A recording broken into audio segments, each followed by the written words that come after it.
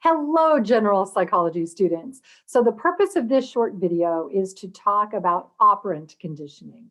So in the first video for chapter 6, I talked about classical conditioning. And in the next video, I'm going to talk about observational learning.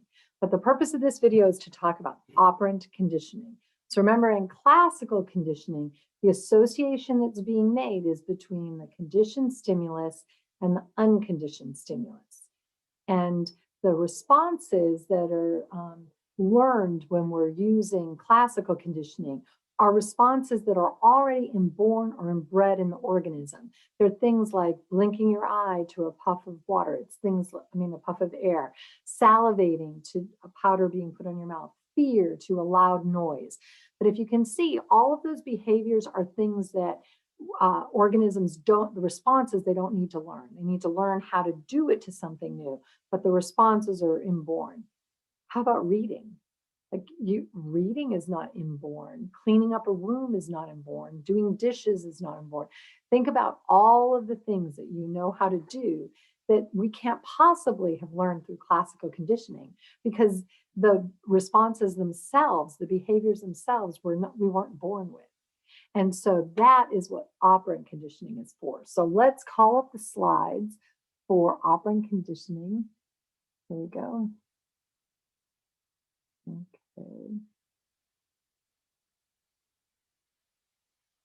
Okay, so with voluntary responses, like think of all of the things you do: writing a paper, brushing your teeth, cooking a meal, cleaning the dishes afterwards, walking to campus, saying hello to your friends on campus. All of these things are voluntary responses, things that we're not going to be able to learn through classical conditioning, but we can learn them through operant conditioning. And so with operant conditioning, we're going to learn voluntary responses that are either strengthened or weakened based on the consequences that happen when we give the response, when we give the behavior. So there's a picture here of a dog, and clearly this dog is getting rewarded often after catching the ball and bringing the ball back to the person or stay, whatever they're saying. And this is through operant conditioning. So one of the big people that helped us learn about operant conditioning is B.F. Skinner. And so Skinner developed this operant conditioning, it's called a Skinner box right here, that he would put rats and pigeons and other animals in. And you can see that there's some lights, a lever, and if the rat will press the lever, then in the dispenser area will come a pellet of food. And there's a speaker there where you can do different sounds. You might wonder what the little rat is sitting on. That's a shock plate. So he can put a current under there, and that of course would hurt the animal. So then if the animal might learn how to press the lever to get the shock to stop, and they'll learn how to do that very quickly.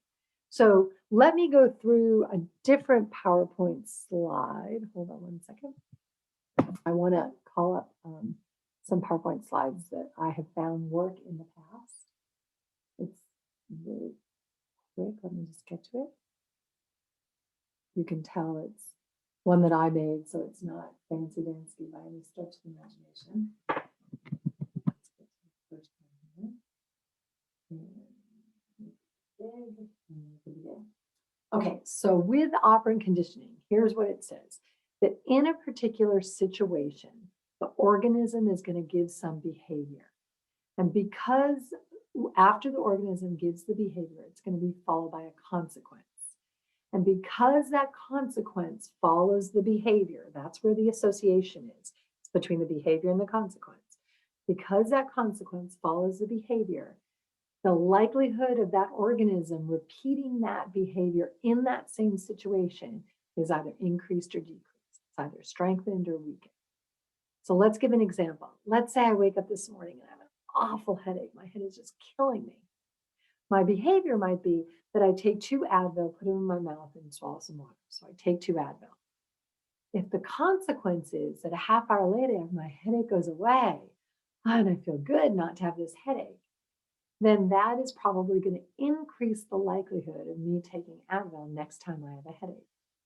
So you can see how the headache going away after the Advil, it now increases the likelihood of me taking Advil again if I'm in that same situation. Let's do another example. My son's room is a mess. So this is the situation. His room is a mess. You go in there, there's just stuff everywhere. And let's say he's 10 years old and he goes in there and he organizes all and he cleans and he puts his dirty clothes in the hamper and his toys away and he makes his bed. And then I walk in there and go, oh, George, look how wonderful. Look what a great cleaner you are. Your room is all organized. I am so proud of you. So I lavish on all of this praise. Because I lavish the praise on him after he cleaned the room, if that increases the likelihood of him cleaning the room next time it's a mess, then we're going to say learning habit. Okay? So the behavior of cleaning the room when it's a mess got strengthened, it got increased. Now, behaviors can also decrease. In those two examples, things were increasing. But let's say you take your child to Walmart and there's some candy around and your child goes, I want candy, I want candy, I want candy, I want candy. Okay, so maybe you just go, like you swat them on the butt. Hopefully you're not using that, but let's say you swat them on the butt. And then they stop saying, I want candy, I want candy. Because you swatted them on the butt, that you did that to decrease the likelihood of them saying, I want candy, I want candy, I want candy, every time they're in Walmart. And so if it works, then they're going to decrease the likelihood of doing that. So this is how operant conditioning works. Okay? Now, the thing that you need to know is that there's 4 different kinds of consequences. So 2 of the consequences we call reinforcers. Now, the thing with reinforcers are that they always increase the likelihood that the behavior is repeated. Okay? So taking the Advil and my headache going away, the headache going away is a reinforcer because it increased the likelihood of me taking Advil again next time I have a headache. Am I going, yay, George, you're so good. You're such a great cleaner. What a great kid. That if that increases the likelihood of him cleaning again when the room's a mess, then all that praise was a reinforcer. It increased the likelihood of the behavior being done again in that situation. Now, what's the difference between a positive reinforcer and a negative reinforcer? Positive does not mean good, and negative does not mean bad. That's not what we mean here. It's positive or negative. Think of a number line. Positive numbers, things are added. Negative numbers, things are taken away. Right? So think of positive means something is given to the organism. Praise, yay, George. Negative, something's taken away, the headache.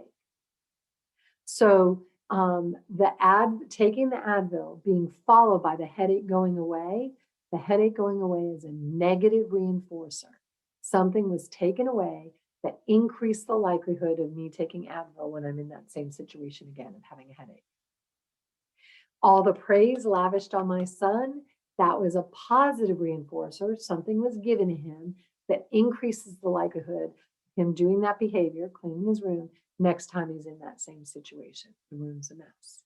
So that's 2 of the 4 kinds of consequences, positive reinforcers and negative reinforcers. The other 2 are positive punishers and negative punishers. The positive and negative work just the way they work with reinforcers. Positive means something's given to the organism. Negative means something's taken away from the organism. But where reinforcers increase the likelihood of the behavior being repeated, or it strengthens the behavior response, what do you think punishers do? Decrease the likelihood of the behavior being repeated again. So when your child, you walk into Walmart and your child goes, I want candy, I want candy, I want candy, and you swat them on the butt. That is a positive punisher. If you gave something to this child, okay, in this case a spanking, and it decreased the likelihood of them going, I want candy, next time they're in Walmart. So that's a positive punisher, okay? A negative punisher might be the situation is that you tell your kids that there's a curfew, that when you go out on Saturday night, you have to be in it at midnight. And the behavior is that your child comes home, obviously they're not a young child, comes home at 12:15. So they broke curfew, that's their behavior. Your consequence might be you can't go out at all next weekend. So you lost the freedom to be able to go out next weekend. So you've taken something away to decrease the likelihood of them breaking curfew in the future. Okay? Now, the important thing to know about operant conditioning, and this can be tricky, is that it doesn't matter the person who's giving the consequence, it doesn't matter what their intention is. So you might intend something to be a positive punisher, but maybe it actually increases the behavior, doesn't decrease it. Well, then it worked as a positive reinforcer. So whether it's a reinforcer or a punisher has nothing to do with what the person who's delivering the consequence intends. It has to do with what does it actually do to the behavior. So the example that I have for this is my son was just born this way. He's one of these kids who just loves to be the center of attention. He's now in LA trying to be a performer. He loves being on the stage. He loves getting lots of attention. It's his thing. And so when he was in school, he had a hard time sitting still. He liked to move around a lot. He has ADHD. So he's moving around all the time. Some of his teachers thought, I need to get him to stop moving around so much. So when he was moving around, the teacher would say, George, sit in your seat now. And all of the kids would look at George. He's getting reprimanded by the teacher. So the situation is you're in so-and-so's classroom. His behavior is that he's not sitting in the seat. He's moving all around. The consequence is the teacher reprimanding him and him becoming the center of attention of everyone in the class. Now, the teacher did that to decrease his likelihood of walking around. He's fiddling all around. The teacher wants this to be a positive punisher, giving him a reprimand so that he will sit and so that he will stop moving around, right? She wants the behavior of him to stop moving around and to sit. But for my son who loves being the center of attention, everyone was looking at him. So he just learned a great way to become the center of attention. You just don't sit when the teacher wants you to sit.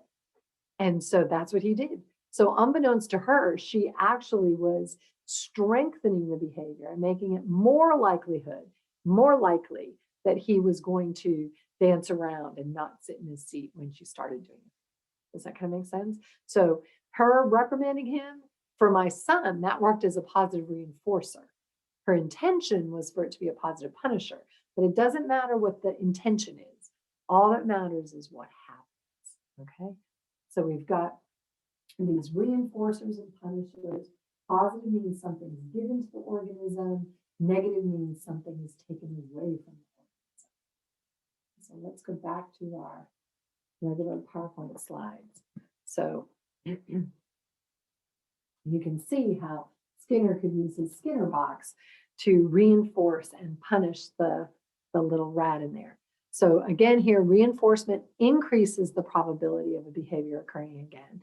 Punishment decreases the probability of something happening again. Now, there are primary reinforcers and secondary reinforcers. So a primary reinforcer is like praise. All kids love praise. Food, a warm hug. These are things that are always reinforcing to people, or to most people, they'll be reinforcing. However, we can actually get secondary reinforcers if we associate the secondary thing with the first primary reinforcer through classical conditioning. And so, an example of a secondary reinforcer is money. Money in and of itself is not a reinforcer. You're not going to get people to work for money or clean for money or get good grades for money or anything else until the organism learns that this money can buy you food or a hug or status or all these things. The money is a secondary reinforcer. Money is a way that you can get to primary reinforcers. So look at all the things that we will do for money. We can use operant conditioning, use as our consequence getting money, so that would be positive reinforcement, or losing money, negative punishers. Money will work great that way, but they're secondary, they're not primary reinforcers, okay? Positive means something is added to the environment or to the organism. Negative means something is taken away. It doesn't mean whether it's good or bad, it just means whether it's added or taken away. So here's the definitions for each one laid out. Positive reinforcement, something that's added to the organism that increases the likelihood of the behavior.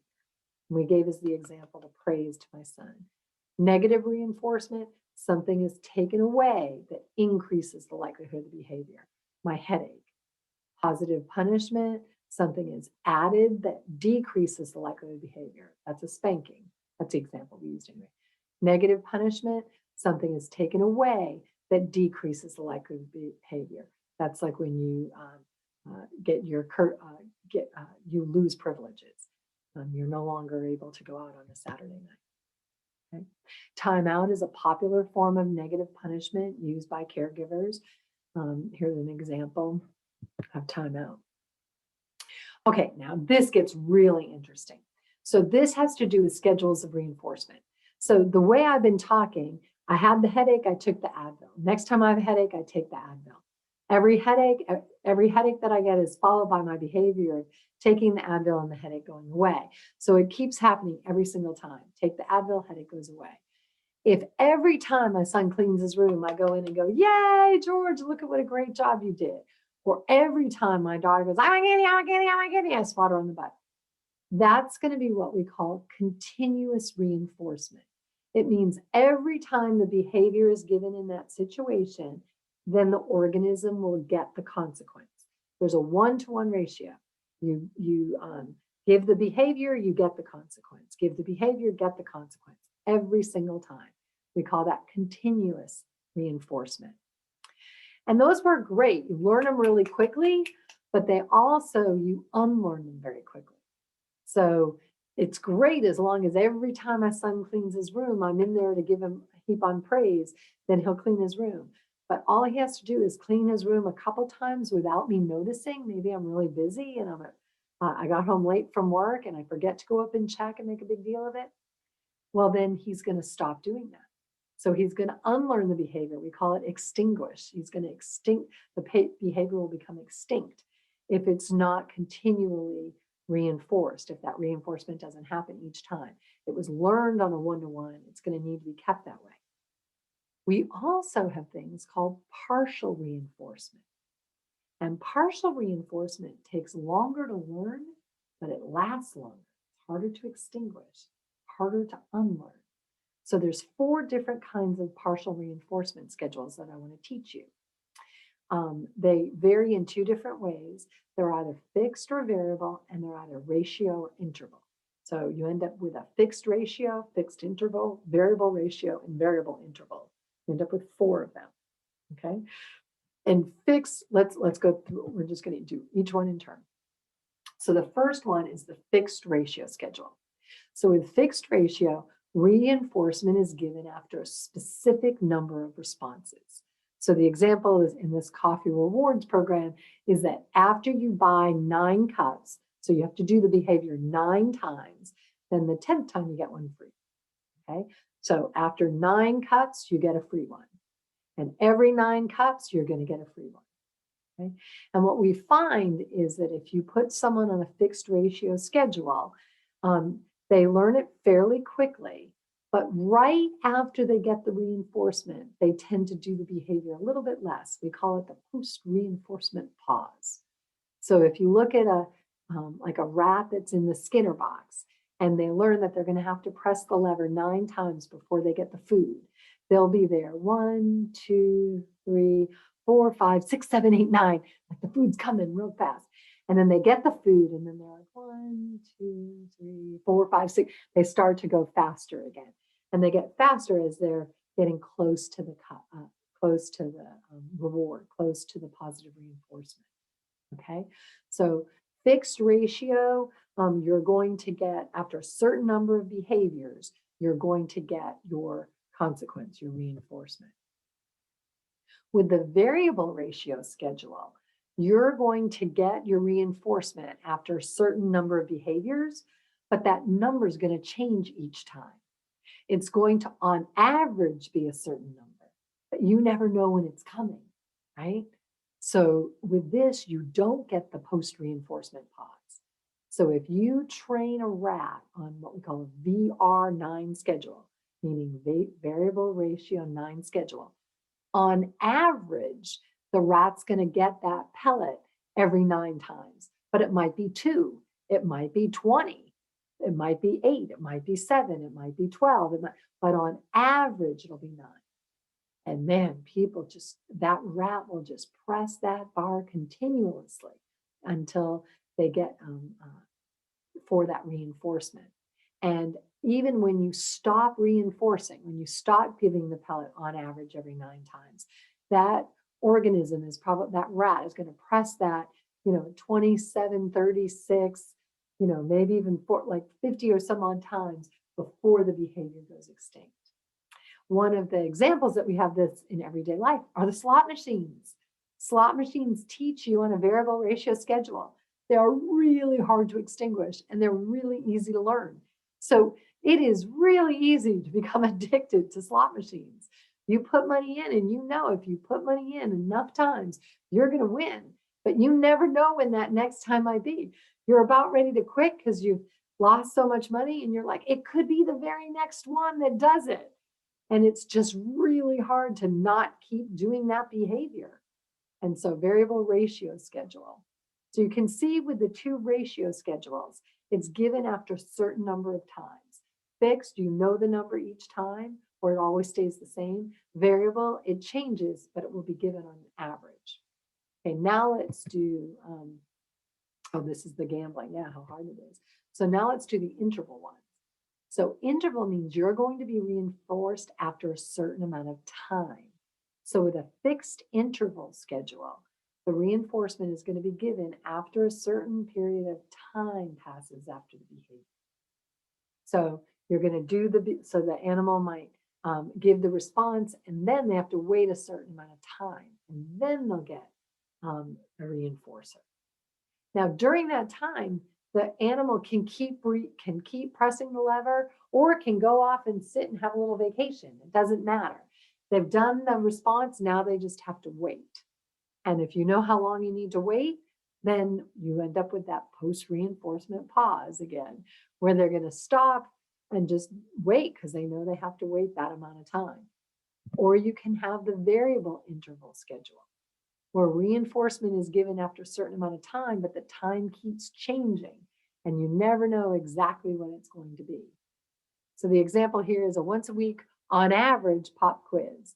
So if this would be like in an elementary school where they meet for every single day for class, and one of the 5 days you're going to get a pop quiz, but you never know which day it is. Could be Monday, could be Tuesday, could be Wednesday, could be Thursday. Now, if it hasn't happened by Thursday, you know it's coming on Friday. But you don't know when it's coming, and it's given after a certain amount of time. So it's either going to be Monday or Tuesday, when that class meets that day.